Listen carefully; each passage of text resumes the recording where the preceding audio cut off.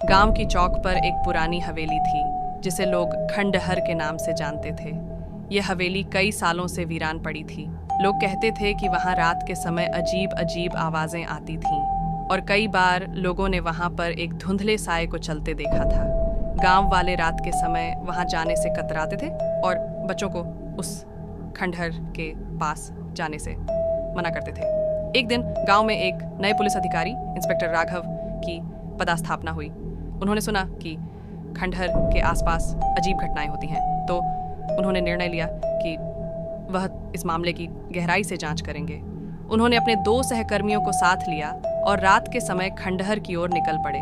जब वे खंडहर के पास पहुंचे तो हवा में एक अजीब सी खामोशी थी। खंडहर का दरवाज़ा धीरे धीरे खुला, जैसे कोई अंदर से उन्हें बुला रहा हो। राघव ने हिम्मत जुटाई और दरवाजे को खोलते हुए अंदर दाखिल हुए। वहां अंधेरा और सन्नाटा था। केवल सीढ़ियों पर चलने की आवाज़ सुनाई दे रही थी। जैसे ही उन्होंने अंदर की ओर बढ़ना शुरू किया, अचानक एक ठंडी हवा का झोंका आया और उन्होंने एक साया देखा जो तेजी से उनके सामने से गुजरा। फिर वे सब चीख पड़े और अपनी जगह फ्रोजन हो गए। साया एक औरत का था जो सफ़ेद कपड़ों में लिपटी हुई थी।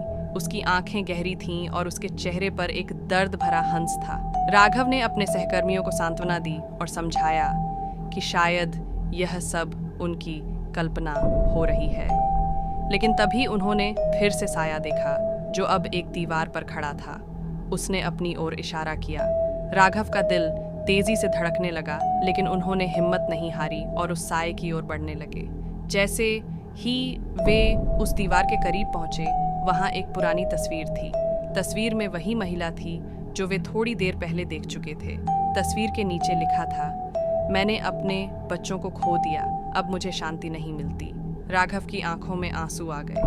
उन्हें समझ आया कि यह आत्मा अपनी बच्चों की तलाश में है।